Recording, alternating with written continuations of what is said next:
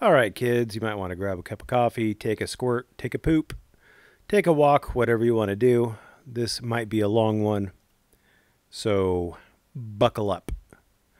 Anti-vaxxers are retarded. I'm a Skeptic is, I believe, one of the crown princes of the retards. I don't think I'm a skeptic. I've never seen I'm a Skeptic before my anti-vaxxer videos. And so I have a feeling that I'm a Skeptic has swooped in by searching YouTube for anti-vaxxer videos and has brought his wheelbarrows full of shit to pour out at our feet. Let's start with this turd. In 2011, the U.S. Supreme Court ruled that government-licensed vaccines are unavoidably unsafe and that vaccine manufacturers should not be held liable for vaccine injuries and deaths in civil court, in effect granting the pharmaceutical industry complete protection from any accountability or product liability for vaccine injuries and death. That is bullshit right there. Number one, the U.S. Supreme Court doesn't hold that a product is unavoidably unsafe in general. Except there are products that are unavoidably unsafe. It's what, comment K, I think, from the Restatement of Torts, where take a knife, for example. In order for a knife to be useful, it has to be sharp. It has to be capable of cutting things. There's no way of making a knife more safe without removing its ability to cut things and therefore removing its ability to be an effective knife. It is unavoidably unsafe. You can't make it more effective, or you can't make it more safe without making it less effective. The better the knife is, the less safe it is.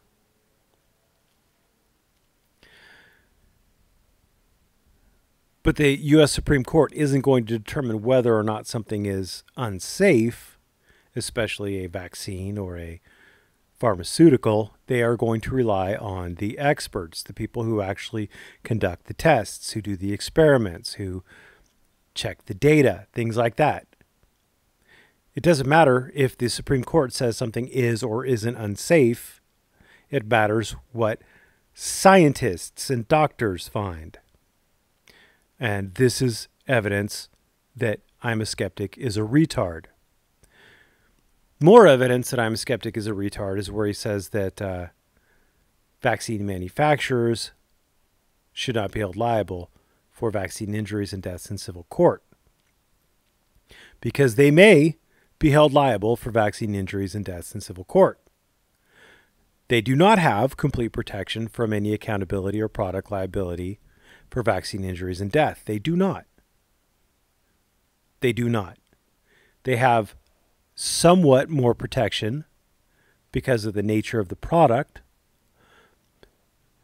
and the inherent difficulties and costs involved in defending it. Because you give someone an injection and 10 days later they die, well, their survivor, their estate, is going to look around and see who has the deepest pockets. They're going to see the pharmaceutical company, and they're going to be like, we're going to sue them. It was the vaccine that did it. And whether or not the vaccine company wins or loses, they're going to spend a shit ton of money, and that's a legal term. They're going to spend a shit ton of money trying to defend it. Because they're going to have some expert on the other side saying that well, you know, people don't die after they get this vaccine unless there's something inherently wrong with it, blah, blah, blah. And they're going to have to go through all sorts of fun steps trying to refute that post hoc ergo propter hoc argument. It's expensive. And if Congress didn't step in, that expense would have been passed on to the American people, the beneficiaries of the vaccines. And I say that specifically, we benefit from vaccines. We don't benefit from retards like I'm a Skeptic, but we do benefit from vaccines. So there's a lot wrong in that very first sentence. Enough to tell me that this guy's an idiot. Soon after, industry and medical trade lobbyists stepped up their efforts to persuade state legislatures to eliminate religious, conscious, or philosophical belief exemptions and restrict medical exemptions in state vaccine laws. Proof would be nice, but okay. Doctors also want people to be vaccinated. You know, those evil doctors who are trying to keep you healthy, because doctors know that you're too stupid to stay healthy on your own, and you need doctors to tell you to take a vaccine. We're going to see how stupid this guy is. Today, Americans are witnessing an unprecedented attack on freedom of thought. You can think whatever you want.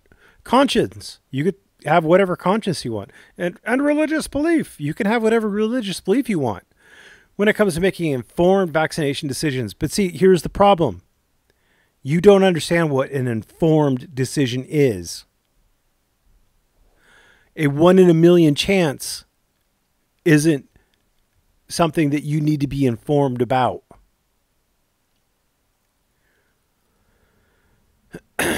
For themselves and their minor children. Now, idiots shouldn't be allowed to make decisions like that for their minor children. I'm sorry. You put everybody at risk. Everybody at risk when you don't vaccinate your kids. You allow pathogens that could have, should have, and would have been wiped out to persist because you don't vaccinate your kids. In 2015, there was an effort to eliminate religious and conscientious belief vaccine exemptions in 13 states. And good for them, because there is no good conscience belief. There is no good belief that you shouldn't be vaccinated. And don't be retarded. The people who have religious beliefs that say they can't get medical treatment, that's pretty retarded. Religious beliefs in general are pretty retarded, but religious beliefs that say, well, you know what, screw society, I'm going to harbor infectious diseases that could theoretically kill or maim people. Yeah, no big deal. Leave it in God's hands. Well, God's a douchebag.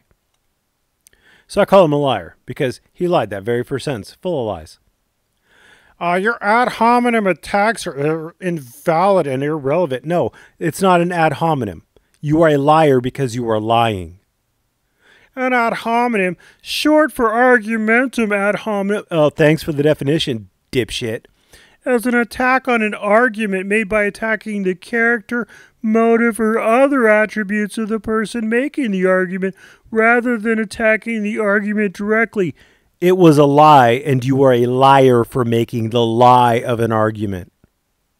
When the debate is lost, libel and slander become the tool of the loser.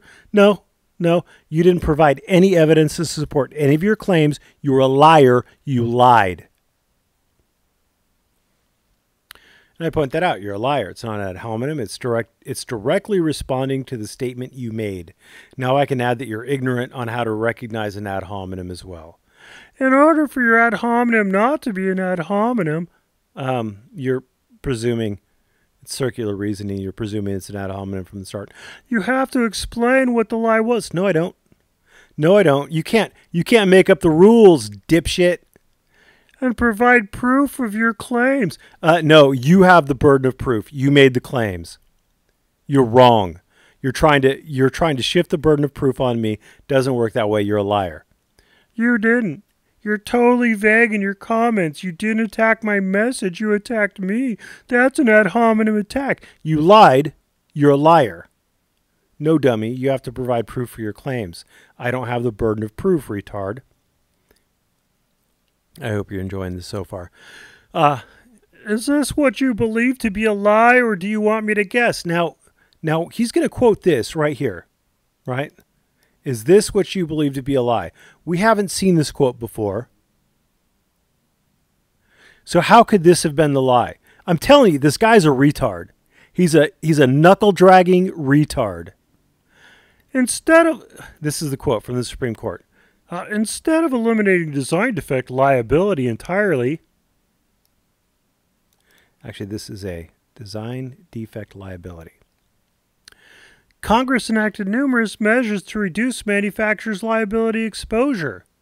So instead of eliminating defect liability, design defect liability, they limited exposure. They limited liability exposure, the ability to be sued for something, including a limited regulatory compliance presumption of adequate warnings, elimination of claims based on a failure to provide direct warnings to patients, a heightened standard for punitive damages, and of course immunity from damages for unavoidable side effects.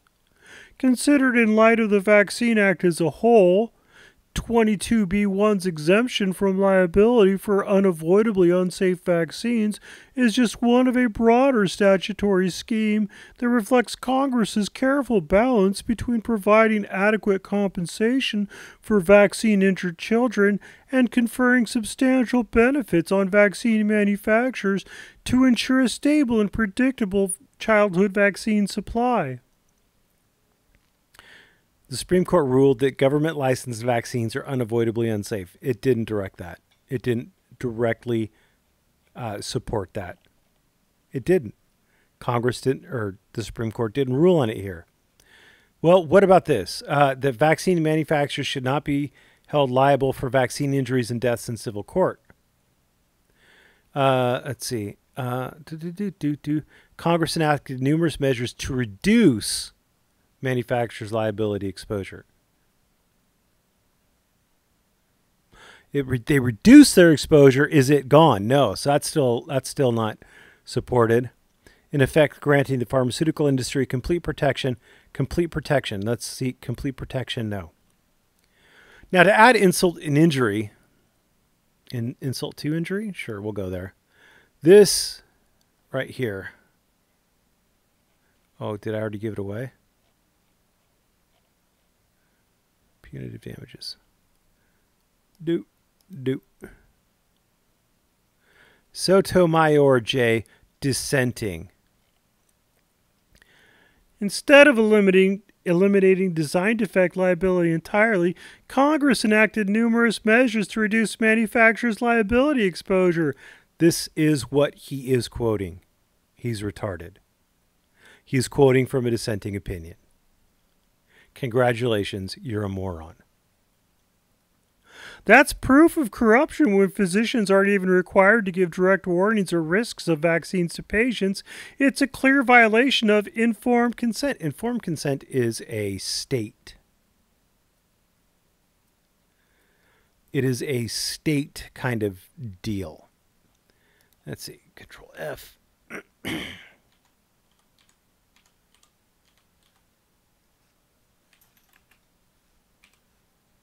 There's no informed consent in here.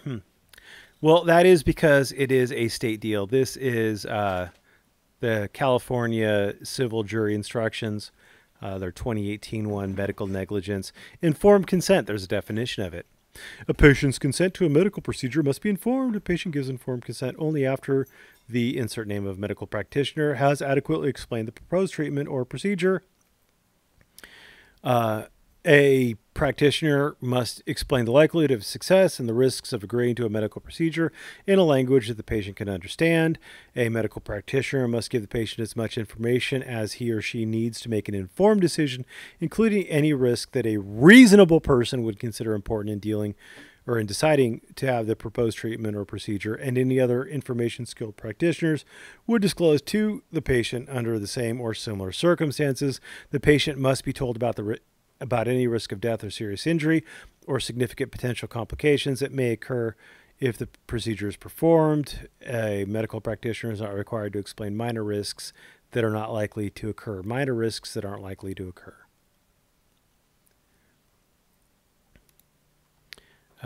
This is what happens on failure to obtain informed consent. It's just more jury instructions. I would like to point out, though, that the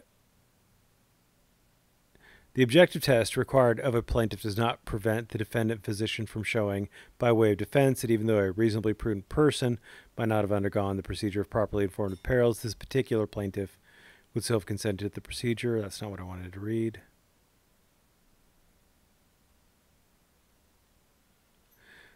All right, right here. So hindsight, yeah.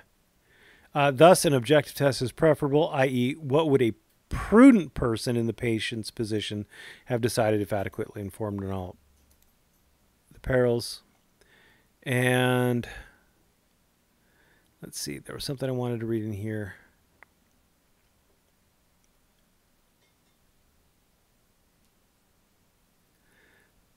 Second, there is no physician's duty to discuss the relatively minor risks inherent in common procedures when it's common knowledge that such risks inherent in the procedure are of a very low incidence.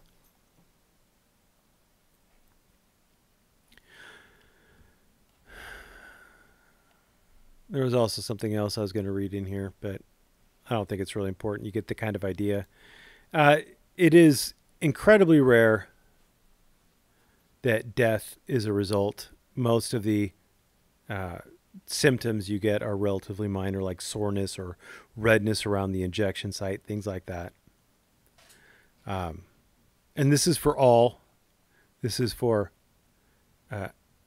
adverse event descriptions, adverse events after age, current illness, date died. So, I mean, if they were already sick and they had this, that's everything. History and allergies, it's all there. I mean, everything is in there, and it's the entire time frame for the entire United States and the territories and unknown. This is death. Oops, death right here. So since for all the information they have ever since before 1980, but let's just say from 1990, from January of 1990 to present, there have been 1,423 deaths that are reported after vaccination. Note, submitting a report to VAERS does not mean the healthcare personnel or the vaccine caused or contributed to the adverse event. It might be a possible side effect. It might not. We don't know. But of them, of the millions every year since, let's say 1990, for the last 28 years, millions every year, 1,423 people died. Whether or not that was related to the vaccines, we don't know. But that is a very low incidence of death. And you could do this. This is the wonder.cdc.gov. You could do this on your own. You could look up. There's all sorts of symptoms available to look up. You go to the request form. These are all the possible symptoms. Look, you could look up all sorts of fun stuff. Anything you want to look up, you could look up. You can also sort by state, territory, event category, recovered, vaccine administered by, onset interval. Over 120 days. You died 120 days after a vaccine. Well, it must be the vaccine's fault, right? All of this data, you could search for it in a variety of wonderful ways. Vaccines in general are not a problem. They're just not. No reasonable person could assume it was a problem. Forcing people to take vaccines, mandating vaccines, does not make the U.S. Nazi Germany.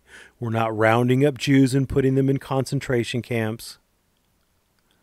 We're not invading Russia. It doesn't make us Nazi Germany. There are lots of things that happen in Nazi Germany.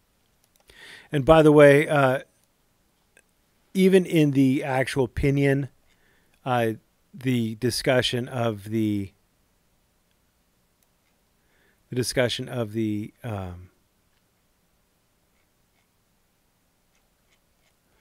section 2.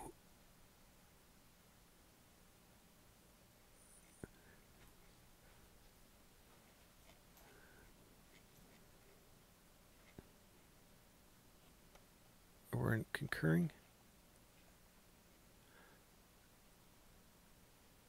So what they're talking about is the language of the act.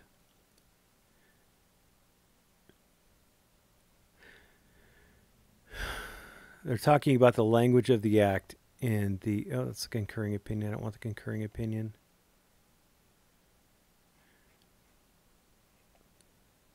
Concurring.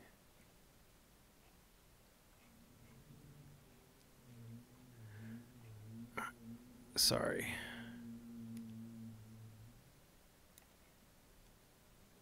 All right, so all of this section 2, they're talking about the language of this act right here, the statutory text at issue, and unavoidable side effects. So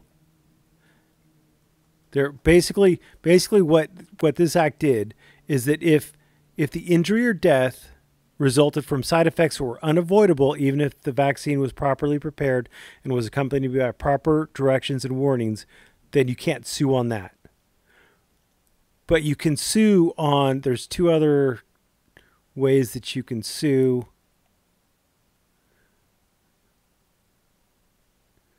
And those are,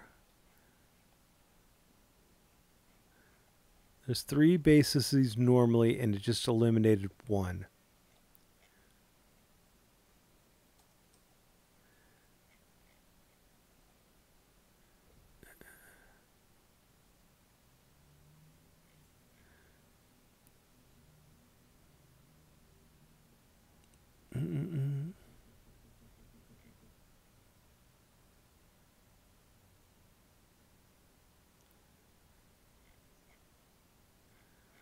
Oh God, where did I see it?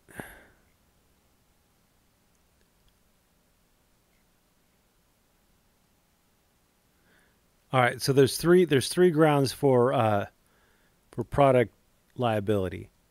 It's defective manufacture, inadequate directions or warnings, and defective design. Defective design would be like they could have or should have made it safer. But think back to the knife example. The comment K from the restatement of torts. Here we go. Comment K. Petitioners, blah, blah, blah. The restatement generally holds a manufacturer strictly liable for harm to a person or property caused by any product in a defective condition unreasonably dangerous to the user. Comment K exempts from this strict liability rule unavoidably unsafe products. An unavoidably unsafe product is designed by a hodgepodge of criteria, and a few examples such as a pasture rabies vaccine and experimental pharmaceuticals. Other things would be like knives and guns, things like that. So that's where they're getting that kind of language. It wasn't present in the bill, and it was only the dissent that latched onto that. So there you go. He's pretty silly. Anyway, let's continue on. He again asks what happened to informed consent. What year was informed consent tossed out the window? It still exists. It just doesn't apply the way you think it does. The public is being lied to about the risk of vaccines. No, they're not. There's a database on it. You're just not smart enough to use the database. They aren't even provided the FDA-approved label manufacturer's vaccine package insert that we don't know exists or not. Doesn't matter. To read either before or after a vaccine. I see the Nuremberg trials all over again. Nazis, Nazis everywhere. And he's a liar and a fearmonger. It's going to take more than hate speech and ad hominem attacks to make you correct. Well, it's going to take some shred of proof on your part. And so then there's an interview. It's an hour long. You can watch it. I may link to it. This is part 1 of 9. I don't know what he doesn't timestamp it or anything like that. It's just, here, watch this hour long video, part 1 of 9. Okay. Regarding experiments on orphans and mentally retarded and prisoners. Whatever, dude. All right. And then there's this one. This is the most important quote on the internet today. Oh, I'm sure. The National Institute of Health says, in healthy individuals, pathogens cause no disease.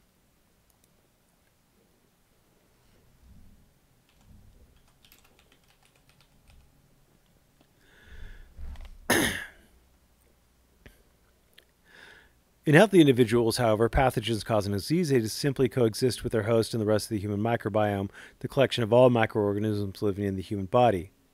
Researchers must now figure out why some pathogens turn deadly and under what conditions, likely revising current concepts on how microorganisms can cause disease.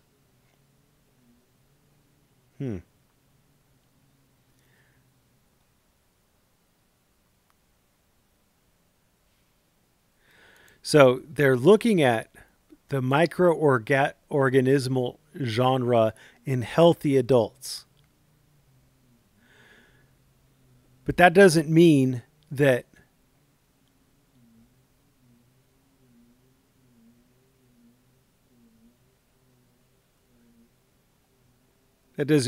all microorganisms are present in a human being at any time. You probably aren't carrying any Ebola on you right now. You're probably not. AIDS doesn't live naturally in a human body. There are other microorganisms that don't naturally live in humans. When you get them, things go horribly, horribly wrong. Syphilis, gonorrhea. You're not walking around with syphilis or gonorrhea naturally in you. You're not walking around with herpes. Well, at least the bad kind. Most people have the more benign kind. So this is a general kind of write-up. Yes, your body is made up of a lot of organisms. And there's a reason why people with suppressed immune system all of a sudden get outbreaks of really rare diseases. It's because that microorganism is normally living in your body and your immune system is more than capable of keeping it in check. But that doesn't mean that every organism out there is currently present in the human host. This is a very broad statement. They're talking about gut bacterium, all sorts of other things.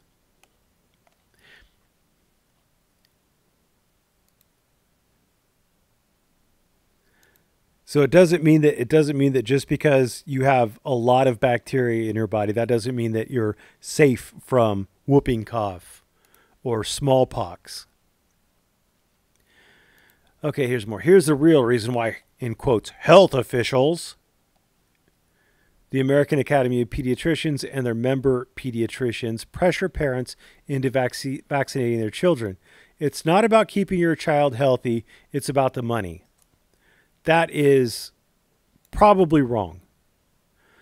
Blue Cross Blue Shield will give your pediatrician $400 for each child in their practice who's fully up to date on their vaccines by age 2.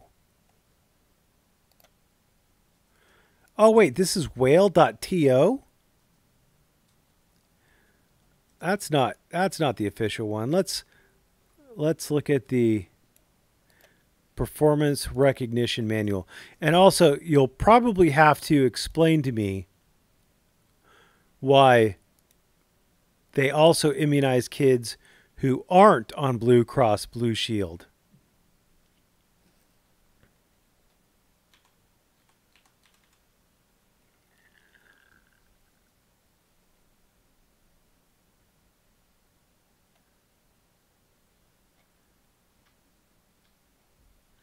So they want the 2 influenza vaccines with different dates of service administered on or before the 2nd birthday. Vaccinations administered prior to 180 days after birth are not counted as a numerator hit. Okay. Exclusionary criteria. Children who are documented with anaphylactic reaction to the vaccine are components. So they don't get docked for not immunizing kids who are allergic to it. Huh. All right, payout. $50 per eligible member for whom all services were complete. Not payable per vaccination. $50 whole dollars. Woo!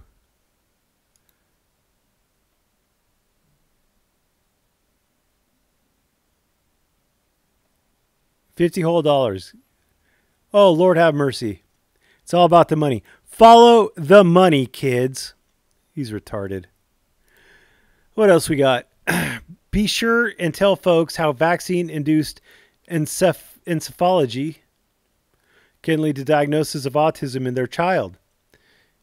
Encephalopathy, okay, and encephalitis are listed as risk factors in many vaccine inserts. Okay, for measles, mumps, and rubella virus vaccine live, adverse reactions. Okay. All right. What was he saying? It was Merck MMR2 for measles, mumps, and rubella.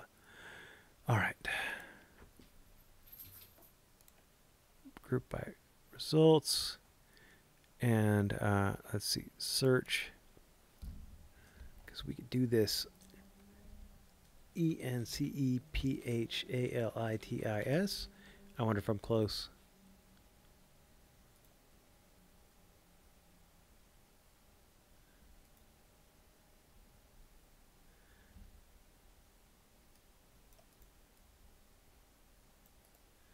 Copy. Paste. We'll do it on his. Who knows? Maybe he spelled it right. He's retarded, but he's copy pasting this crap, so it'll be fine. It'll be fine. All right. Search. All right. Encephalitis and encephalopathy. Right there. Boom. Oops. Encephalitis too. There we go. All right. And he said it was for Merck.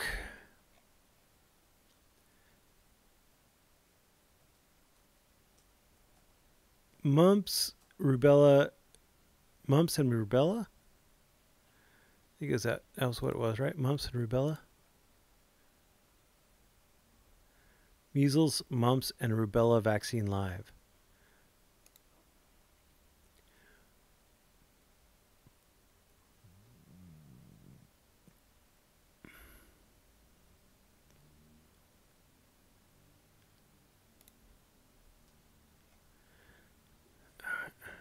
That's not what I wanted.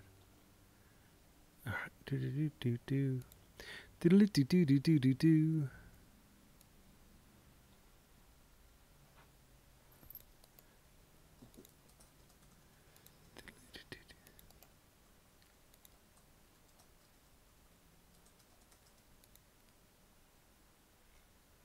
What do we got? Huh. Let's take that out.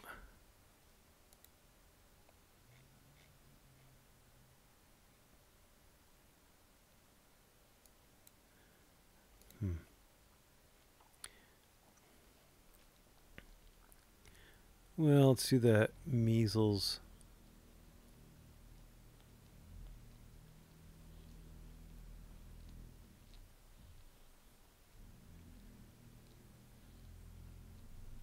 Ah, MMR. That's what he wanted, right? MMR. There we go.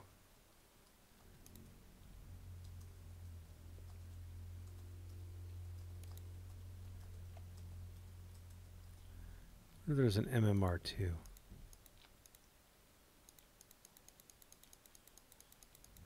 I don't see it. And it was Merck.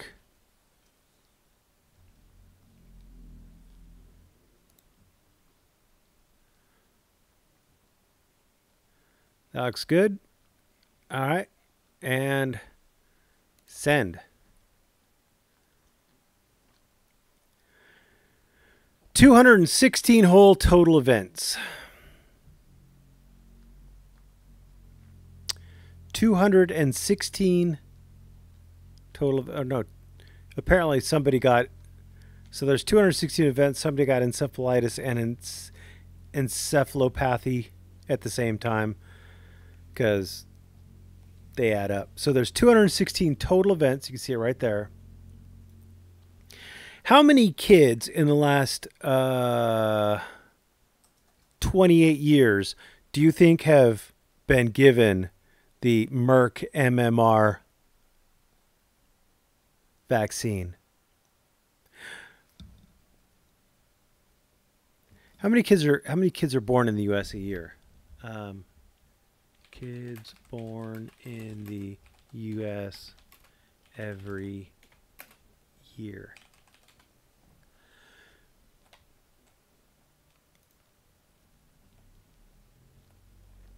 About 4 million. In 1 year, if there were 222 kids that had encephalitis and or encephalopathy, it would still be less than 1%. But we have 28 years. So let's do 28 and we'll do times. Let's drop the, let's just say 3 million. Okay. 3 million. 84 million. Let's say 84 million. That's not counting people coming into the country, immigrating. We won't count that. So 216 events. That's what it was. Divided by 84 million.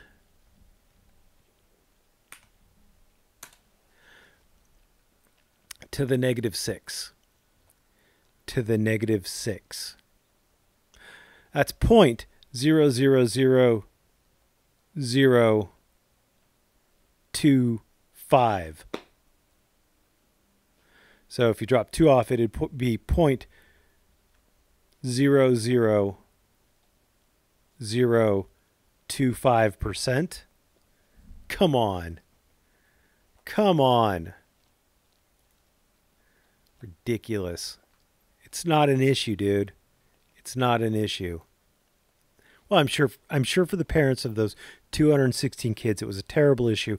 Again, we don't know. Again, we don't know if the vaccine contributed to the adverse event, but I'm sure it was a terrible event for them. So, yeah, I feel bad. And this is the package insert he linked to. Congratulations. 216 kids. Americans gave up the right to informed consent to guarantee a stable vaccine supply in the country. No, you didn't give up the right to informed consent.